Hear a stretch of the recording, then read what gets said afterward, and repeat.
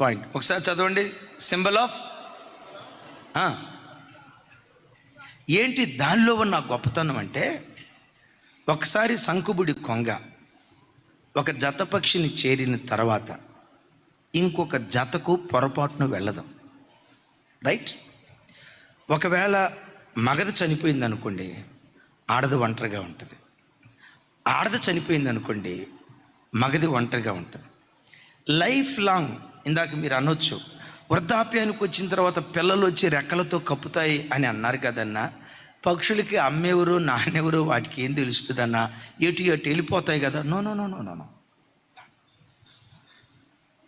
ఈరోజు ఈ జాత పక్షి రేపు ఇంకొక జాత కట్టొచ్చు కదా. నో, అవి వేరే పక్షుల్లో ఉంటాయి, కానీ శంకుబుడి కొంగలు అది ఉండదు.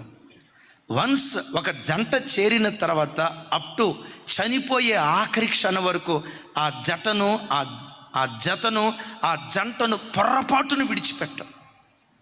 పావురం సేమ్, పక్షిరాజు same, at the same time శంకుబుడి కొంగ సేమ్. ఒకే పురుషునికి ప్రదానం చేయబడిన వాటిలాగా అంత పవిత్రమైన జీవితం జీవిస్తాయి. అమలారా ఐలారా నా వైపు చూడండి. లోకంలో పరిస్థితులు రోజు రోజుకు మారిపోతున్నాయి.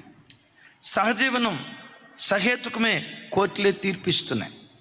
అక్రమ సంబంధాలు సహేతుకమే, కోర్టులే తీర్పిస్తున్నాయి. భార్య ఉండగా ఇంకొక స్త్రీని చేరటం, భర్త ఉండగా మరొక పురుషుని చేరటం, ఇవి సహేతుకమే అని కోర్టులు దాన్ని అంగీకరిస్తున్నాయి.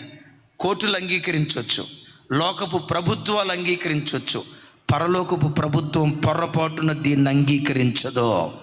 చప్పలు కొట్టే యేసయ్యకు స్తోత్రాలు చెప్దాం.